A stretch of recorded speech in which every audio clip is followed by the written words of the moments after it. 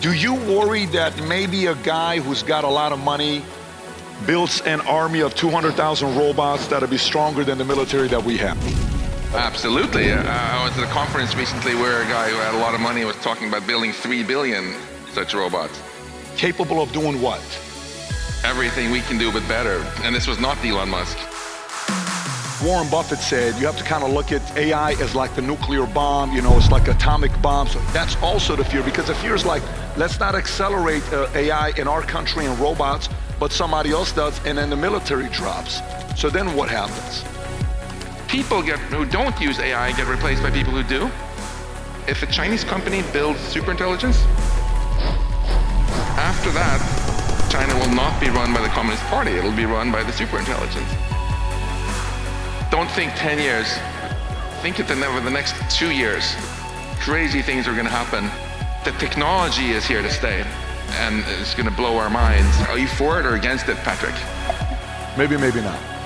One dirty secret, we have no idea really how it works.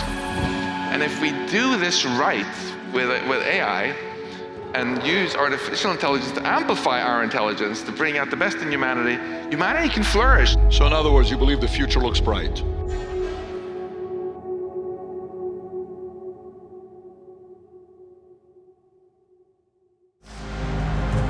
Thank you so much again, appreciate you. Yes, please grab a seat. Okay, so I'm gonna get right into it, guys. I think we have to talk about a soft, subtle subject with AI. Do you worry that maybe a guy who's got a lot of money builds an army of 200,000 robots that'll be stronger than the military that we have? Do you worry about that at all? Absolutely. I was at a conference recently where a guy who had a lot of money was talking about building 3 billion such robots. Yeah. Building 3 billion robots? Yeah. Capable of doing what? Everything we can do, but better. And this was not Elon Musk. Who was this guy? This was one of those conferences where you're not allowed with Chatham House rules. Is it a person that we would know or not really? Yeah, you'd know. Yeah. I mean, it's only a few people that can afford 3 billion robots. So what happens if, let's just say, because Warren Buffett said you have to kind of look at AI as like the nuclear bomb, it's like atomic bomb, so he's a little bit more afraid of what AI is going to be doing. But how should something like that be concerned about? Because the risk is many different facets of risk. I wrote a few things down. One is war. How many guys fear what could happen with AI with war? Military, robots. Okay, a lot of people. Next one I wrote humanity, right? When Elon talks about he's a humanist, right? He wants to make sure he can protect humanity. Business disruption, pharma disruption, criminal justice, using AI, like that movie, Minority Report. By the way, every one of these things, there's a movie for it. War, The Creator, I don't know if you've seen The Creator, I thought it was a great movie, just came out. Or iRobot, Humanity, Matrix, or even the movie Her. Have you guys seen that terrible movie Her with Joaquin Phoenix, which was so weird that a lot of people liked? I wasn't one of them. Can I defend Her just very briefly though? I cringe almost always when I watch sci-fi films. I knew you were going to do it. I knew we were going to get into a fight after 2 minutes. But one really nice redeeming feature of Her was it didn't have robots in it. And I think that was a really important message. It's so easy to immediately put an equal sign between scary AI and robots. And Her shows how just the intelligence itself can really give a lot of power too. Are you married, Max? Yes. You're married, okay. So if you're sitting locked in a room and you're really smart, and you can't go out and touch the world, but you're connected to the internet, you can still make a ton of money, you can hire people, you can do all your job interviews over Zoom, and if some super intelligent AI starts doing that, it can start having a lot of impact in the world. Positive or negative? That's the thing, When I gave the definition of intelligence as the ability to accomplish goals, I didn't say anything about whether those were good goals or bad goals. And intelligence, in that sense, is a tool. It's a tool that gives you superpowers for accomplishing goals. And tools are not, tools and tech, right, they're not morally good or morally evil. Like if I ask you, what about fire? Are you for it or against it, Patrick? I'm for it. You're probably for it. I'm against who uses an awesome barbecue, but you're probably not against using fire for making. You probably are against using fire for arson, right? So whenever we invent some new tech, we also try to invent an incentive structure to make sure people use that tech for good stuff, not for bad stuff. And it's no different with AI. We have to, if we build these powerful things, make sure that we have all the incentives in place to make sure that people use them for the good stuff, not for the bad stuff. How do you do that though? Like this guy that you're talking about who wants to build 3 billion robots, okay? Do you think he's a good guy? I'm not asking for a name, but do you think he's a good guy? I think he thinks he's a good guy, but I'm pretty sure Stalin also thought he was a good guy. Fair enough, okay. So now, do you, in your mind at all, see a future where robots don't exist? Or is it, no, listen, we have to accept the fact that within the next whatever amount of time, we're gonna be coming to places where robots are gonna be doing customer service, military is gonna be customer service, robots are gonna be in the military, cops are gonna be robots, I'm gonna go to a restaurant placing an order from a robot. Do you see that as a near future, that's gonna be happening whether we like it or not? Yeah, but I loved what you said there earlier this morning about dreams. And then my dream is that we build really exciting AI, including a fair number of robots, and not just plop them into society randomly and see what people choose to do with them, but rather that we use a lot of wisdom to guide their use. If you have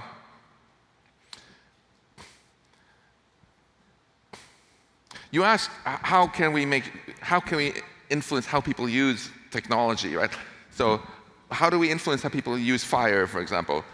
First of all, we have social incentives. If you get a reputation as the guy who always burns down people's houses, you're going to stop getting invited to parties.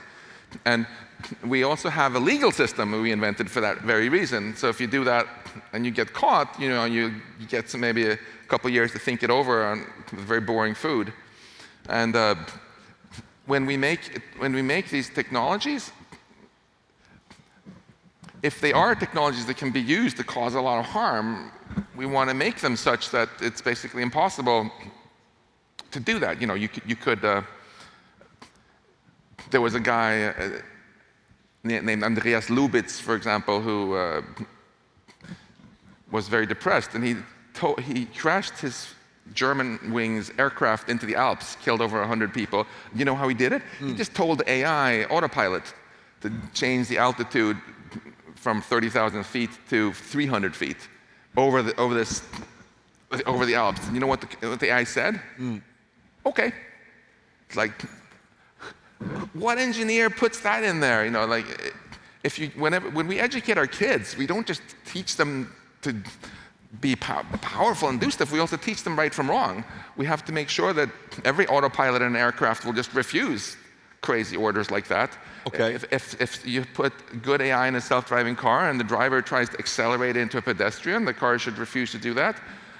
So there's a lot of technical solutions like this where you just make it impossible for random nutcases to do harm. And another big success story, I think, is basically every other technology that could cause harm, we have safety standards. That's why we have the Food and Drug Administration. If someone says, hey, I have this new wonder drug that's going to cure all the cancers, FDA is going to be like, okay, well, where is your clinical trial? Show us that the benefits outweigh the harms, and then, until then, you can't sell it. It makes sense to apply. We do the same thing for aircraft, for cars. It makes sense to do that with AI systems that could cause massive harm. That way, all the wonderful products we're going to get are going to be safe, kind of by design. And we've given incentives to the companies to really have a race to the top and make safe AI, because whoever does that first, they're the one who gets the market share. Yeah, but who regulates it? So to create that, 30,300, that the guy just go 300, and maybe he wanted to do 3,000. He forgot 1 0, and it went from 30,000 to 300. Yeah. Where maybe like it can't go less than 10% in a 15-second increment. Okay, that's technology. I get it. But what I'm asking right now is, so this guy that wants to build 3 billion robots. Yeah. With today's regulation. He really got to you. Huh? He really got to you. No, did he not get to you? Yes or no? Everybody. Are you kidding me? I bet he got to everybody. But so this guy that wants to build 3 billion robots, what regulation do we have right now to prevent him from being able to do that? Nothing, basically. So, but this is actually changing. Yeah, in all other areas, there was also a lot of resistance to regulation. You know, when scientists started saying, and engineers started saying, let's put seatbelts in cars, the auto industry was like dead against it. They're like, no, that's going to kill the car market and whatever. So they passed the seatbelt law in the US anyway. And did it kill the car industry? No, the amazing thing is that car sales skyrocketed after that because people started to realize that driving can be really safe. And they bought more cars. So we similarly just need to get past this knee-jerk reaction from some tech folks that they're different from all other technology and should be forever unregulated. There's a big food fight in California now. Some of you might have followed. There's this law called SB 1047, which was just passed by the California Assembly. It's a very light touch. It says stuff like, well, if your company causes more than $500 million in damages or some sort of mass casualty event where a lot of people die, you should be liable. If they had a law like that for airplanes, people wouldn't bat an eye. But you have a lot of people now taking to Twitter saying, this will destroy American AI industry, whatever. If we just treat AI like other industries, we have safety standards, here they are, level playing field, free market, once you meet the standards, you can make money, then we'll be in very good shape. The European Union already passed an AI law last year. China passed an AI law. What's European Union's AI law? Huh? What's their AI? It's called the EU AI Act. They're very similar to product safety laws for medicines, for cars, stuff like that. And as soon as we get something like that in the US, first maybe in states like California, and then federally, I think we'll be in a much better place. And then someone can't just come along and build 3 billion robots without first having to demonstrate that they meet safety standards. And won't just, you don't want to sell robots where the owner of the robot can be like, hey, here's a photo of this guy, go kill him.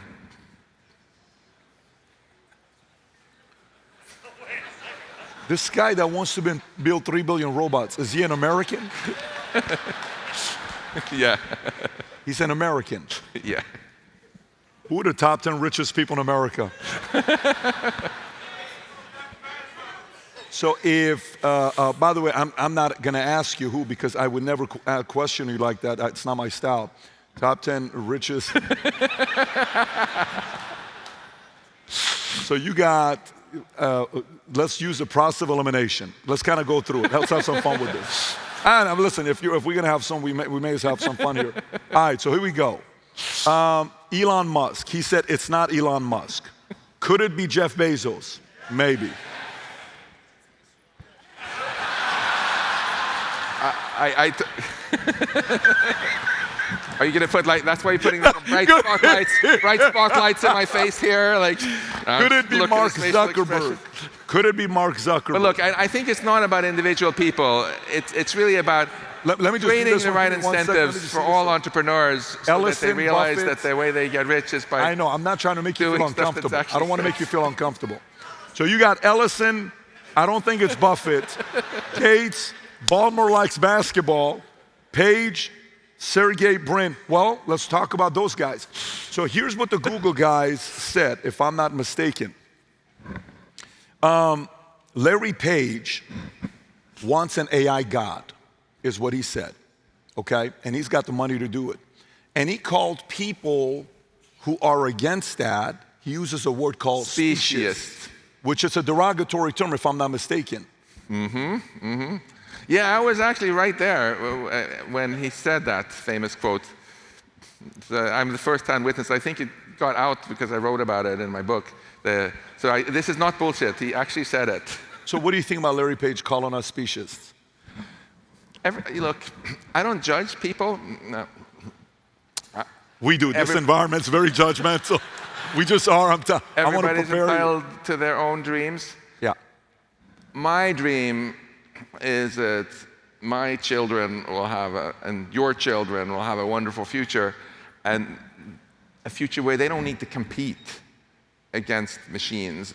It would rather where AI and other machines make their lives more enjoyable, better, more meaningful.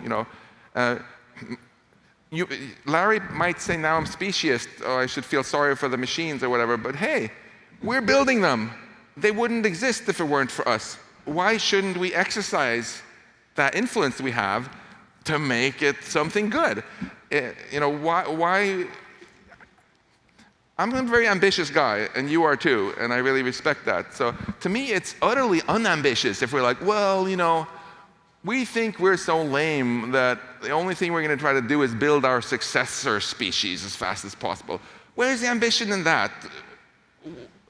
Why would we do something so dumb? It's almost like Jonestown, some sort of suicide cult. I love humanity. I think humanity has incredible potential, and I want to fight hard for us to realize it.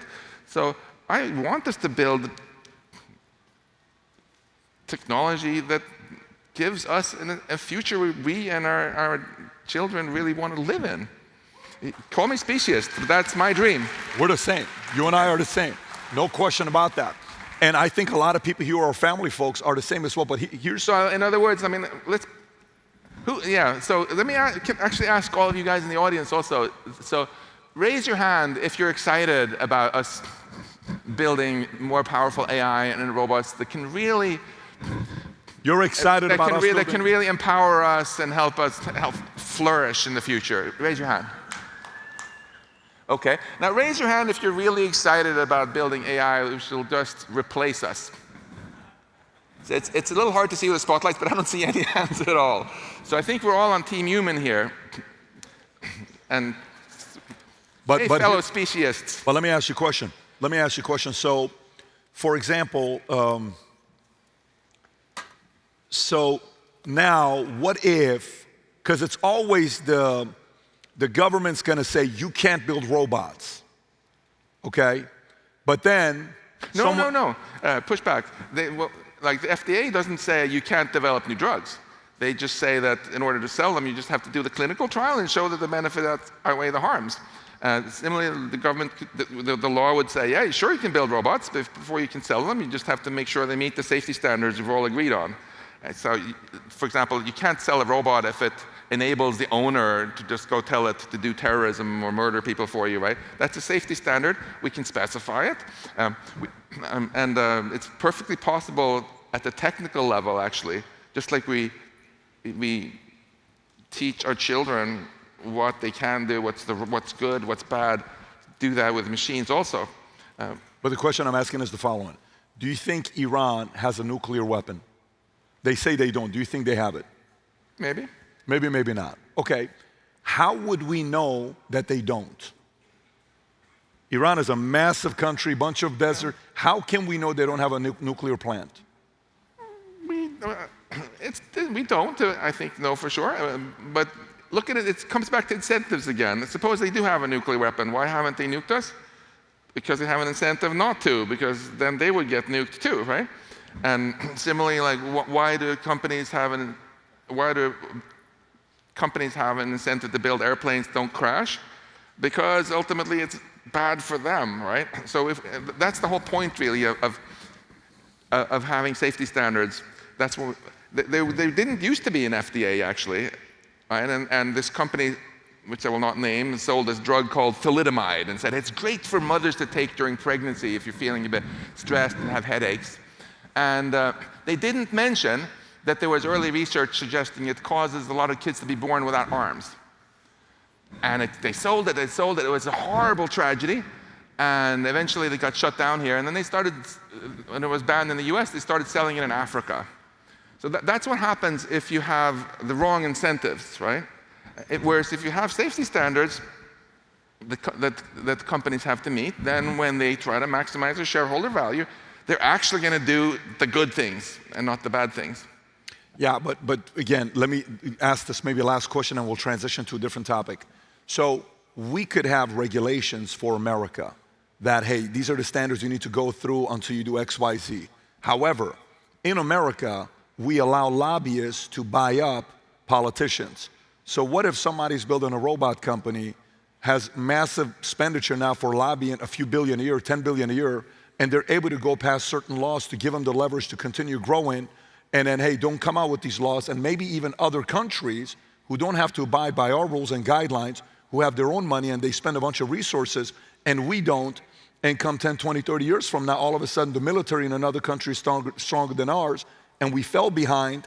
That's also the fear, because the fear is like, let's not accelerate AI in our country and robots, but somebody else does, and then the military drops. So then what happens? You understand the concern I have? Totally, yeah. So that's a very real concern. AI can be very persuasive now, and it's getting more persuasive by the day. This morning I was reading about some new AI cults that are forming on the internet and so on. So it's super important to have safety standards also for systems that are out there on the internet, talking to people to make sure, yeah, we understand what's going on there. We're lucky in that we in the US have the strongest AI industry in the world, and that gives us the opportunity to make sure that bad things aren't done with our tech. And interestingly, we should do it regardless of the rest of the world for our sake. And if you worry about China, for example, so Elon told me this really interesting story. He said he was in a meeting with some top people from the Chinese Communist Party, and he started talking to them about superintelligence. And he said, you know, if a Chinese company builds superintelligence, after that, China will not be run by the Communist Party. It'll be run by the superintelligence. And Elon said that he got some really long faces, like they really hadn't thought that through. And then within a month of that, they passed their new AI law. So, you know, why would they were afraid of Chinese companies doing crazy shit? So, you know, in other words, China, they put in place their own regulation on drugs, not to help us, but to protect Chinese consumers. They are reining in their tech companies from doing crazy stuff because they want to stay in control. So here again, you know, incentives, they kind of align. Each company has an incentive to make sure that they don't lose control, that none of their companies lose control over their tech. And then once that happens, at a grassroots level in individual countries, there's a very strong incentive now for different countries to talk to each other. You know, the European FDA, the American FDA, and the Chinese one, they talk to each other all the time to harmonize the standards. So someone who develops the medicine in the US can get quick approval elsewhere. We have these AI safety institutes, which have just been created now in the last year. America has one. England has one, China just started one. These nerds are going to be talking to each other again, you know, just comparing notes. And that's how we're going to eventually get some global coordination too. It's a mistake to be, I want to add some optimism here, you know, because some people are so gloomy these days. And they say, oh, you know, well, we're screwed because we're never going to we don't have the same goals as China, we're never going to get along. Hey, you know, we were not best buddies with Brezhnev from the Soviet Union either. Didn't have very aligned goals, but we still made all sorts of deals to prevent the nuclear war, because both sides realized that everyone would lose if we just lost control of that. It's exactly analogous here. All the top scientists across these countries, if they tell their governments that, you know, everybody loses if we lose control, there's an incentive, whether they love each other or don't, you know, for them to just coordinate. And this can be done. There's definitely hope there. Okay, awesome. In regards to a lot of folks here run businesses. They're entrepreneurs, small business owners, from $1 million a year to $1 billion a year in top line revenue, from 2 employees to 10,000 employees. What would you say on the opportunity side, specifically for the business side? So the next 3, 5, 10 years, we're already seeing it all over the place. OpenAI, you got Grok, you got NVIDIA, you've seen all these different things happening. But as a small business owner, what should I view my relationship with AI? Great questions. I have a lot to say on this. First, don't think 10 years. Think it over the next 2 years. Crazy things are going to happen. And if you make a plan for what you're going to do in 9 years, it's going to be completely irrelevant, because you want to be nimble is what you want to do. And look at what can you do right now that's going to help you in the next 12 months, and then go from there. First thing I would talk about is hype. There is a lot of hype about AI. It's a strong brand right now, so people will try to sell you a glossed up Excel spreadsheet and call it AI. You know, don't fall for the hype. But there are two kinds of hype. The first kind of hype is what we had with cold fusion, like where the whole technology is just a complete dud. Then there's a second kind of hype, like who remembers the dot-com bubble? Yeah, so that was a lot of hype, right? But would it have been, and a lot of people lost a lot of money, but is the right lesson to draw from the dot-com bubble that the internet never, and the web never amounted to anything? Would the smart thing to do for a company then to be like, no, we're never going to have a website? Of course not. So the hype there was not, the technology itself was in fact going to take over the world. The hype was that about certain companies that were giant flops, right? The kind of hype we have with AI now, I feel, is exactly the .com kind of hype. There are a lot of companies that are very overvalued and are going to go bust, but the technology is here to stay, and it's going to blow our minds. So what do we do with our own personal business here in such a risky environment? Well, first of all, look at your existing business. Instead of dreaming about some pie in the sky, completely new thing you could do that might be a giant flop, look at what are you doing right now across your company that AI might be able to greatly improve the productivity of. Usually what happens first in your companies will not be that you just replace a person by AI, but rather enhance your staff with AI. So you look at someone who's doing certain tasks and you realize you can give them some tools that they can use to do 40% of their tasks much better. It's much more productivity for the same headcount. Much lower risk now, right? Because they already know what they're doing. If the AI writes the first draft of that report or whatever, they will read it before they send it out. So you don't take a risk of being like that lawyer who filed a court case where there was a case law they cited from ChatGPT that was just completely made up, and the judge didn't like that. So if you take things you're doing basically and empower your staff to have AI do first drafts of things, etc., but the humans are in charge, there's still quality control, very low risk, huge productivity gains. A second thing I would say is it's tough, you know, when you're, especially if you're a small business and lack a lot of in-house expertise, to not get ripped off by companies who are trying to sell you a bill of goods with an AI sticker on it. So it's a really good idea, even for relatively modest-sized companies that you have, to just get at least some in-house expertise. Even just one person is really quite knowledgeable, and that person can then go around and talk to other key staff across your organization, learn what they're doing, and advise them on how they can automate certain things, enhance the productivity, and get things done in a way where you get all the upside and no downside. What will be the position of that? Like, and by the way, in about 8 minutes, I'm going to come to you guys to ask questions. We're probably going to get 2 or 3 questions. So if anybody wants to ask Max any questions, go line up by the mic. We'll come to you guys momentarily. So when you're looking at hiring somebody that has AI expertise, when you're interviewing a CTO or you're interviewing somebody that's a CIO, you're bringing somebody that's a BI or business analyst, what types of questions are you asking to make sure they have background in AI? Ask them what they've built before. This is very much not about being able to talk the talk, but to be able to actually walk the walk and build systems, make things work. They should have a track record of having built things. I mean, really nerdy, sit at the keyboard, install stuff, get real productivity.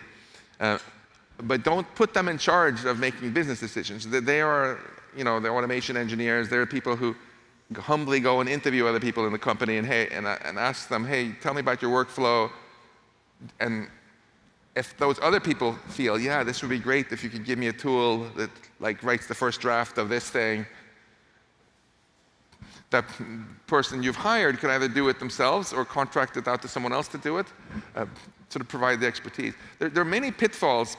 I mentioned Knight Capital, for example, with this trading disaster, because that's kind of in a nutshell what you don't want to do. Put in place some AI system in your company that you haven't understood well enough. It might not even screw you over by crashing. It might screw you over by giving your proprietary data to whatever company owns the chatbot, right? And maybe you don't want that.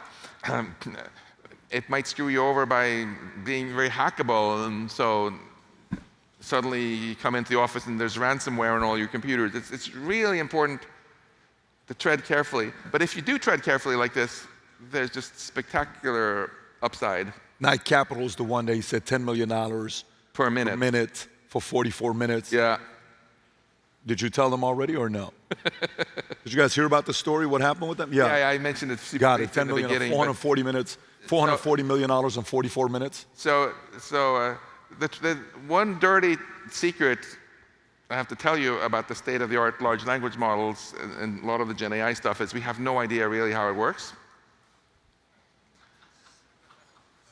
But that's not necessarily a showstopper. If you have a coworker, you don't understand exactly how their brain works either, but you can have someone else check their work and so on. And if there's an important business decision, you have the final call. You ask them some tough questions first, but you have to treat your any AI systems you have as the output from them, as some work you got from some temp worker that you have no reason to trust at all. So if you can find a way of just verifying that what they did is actually valid and correct, that takes much less time for you than it would have taken to actually create that thing in the first place, you're on. Max, do you have kids? I do. Okay. So with kids, I got a 12-year-old, 10-year-old, 8-year-old, and a 3-year-old. Anybody have kids? Raise your hand if you got kids. A bunch of people here has got kids. So how do you not only have the conversation with your kids about AI, but also career planning, positioning, where traditionally you're like, hey, son, you're going to grow up to be a this. How do you manage career planning with them at a young age, knowing what direction AI is going?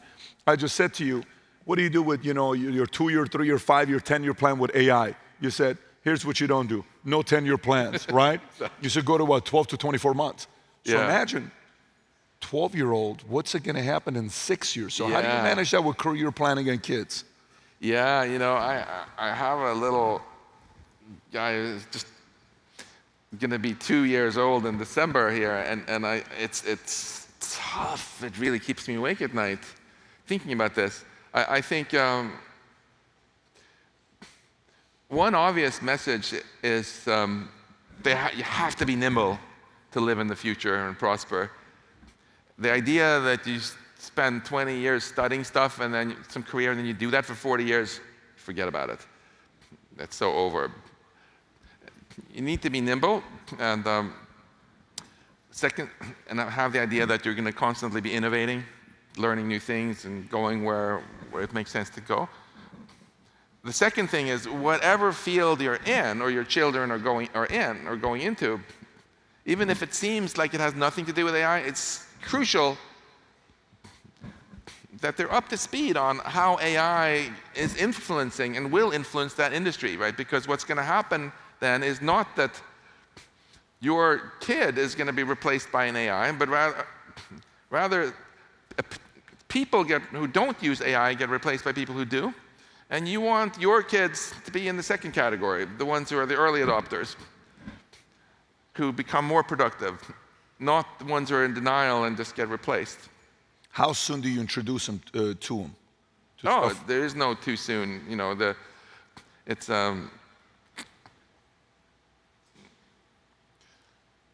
I mean, okay, little Leo, we keep him away from screens altogether. But if you have someone, I mean, any kids in school these days, they're always using ChatGPT, even if you think they're not. So no need to skip the introductions. But it's really important to get kids thinking about how they can make the technology work for them, not against them. And both in the workplace, actually, and in their private lives also. It makes me really, really sad when I walk around a beautiful place like this and see all these good-looking teenagers around the table, and they're not looking at each other. They're staring into little rectangles like the zombie apocalypse came or something like that, right? And so this isn't just business. This is also about our personal lives. How can we make sure that we control our technology rather than our technology controlling us? Coming back to this idea, we are Team Human. Let's figure out how we can make technology that brings out the best in us, so we can let our humanity flourish rather than trying to turn ourselves into robots and compete in a losing race against machines like John Henry against the steam engine. And since we're out of time, can I just end on a positive note? Please. Since you said that you're a gloomer. I want to remind us all about something incredibly inspiring and positive about all this. Our planet has been around for 4.5 billion years, and our species has been around for hundreds of thousands of years. And for most of this time, we were incredibly disempowered, like a leaf blowing around on a stormy September day, very little agency. Oops, we starved to death because our crops failed. Oh, we died of some disease because we haven't invented antibiotics, And what's happened is that technology and science have empowered us. We started using these brains of ours to figure out so much about how the world works that we can make technology to become the captains of our own ship. And we've doubled our life expectancy and more, and every single reason for why today is better than the Stone Age is because of technology.